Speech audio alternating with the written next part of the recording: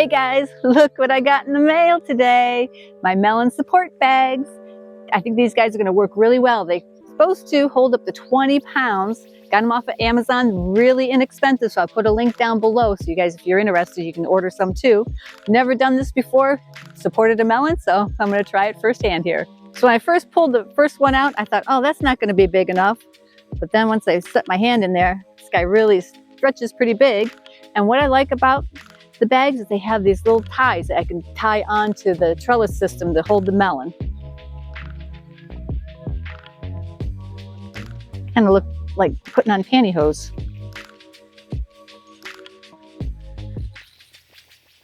Oh, that's really nice. And I think I'll just tie them up. I don't want to mess up this guy, but I think I'll just tie him up here. Oh yeah, just to give them enough support so it doesn't break off the plant. And the way these are manufactured, I think I'm going to be able to use these bags year after year.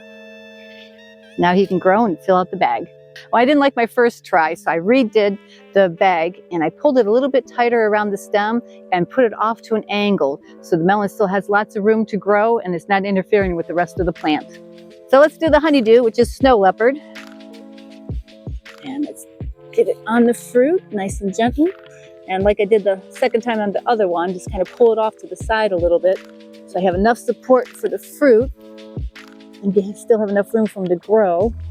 And just do them off to the side a little bit so I don't interfere with the other plants that are good, or the other melons that are going to be growing. Oh yeah, it's going to be, works out really well.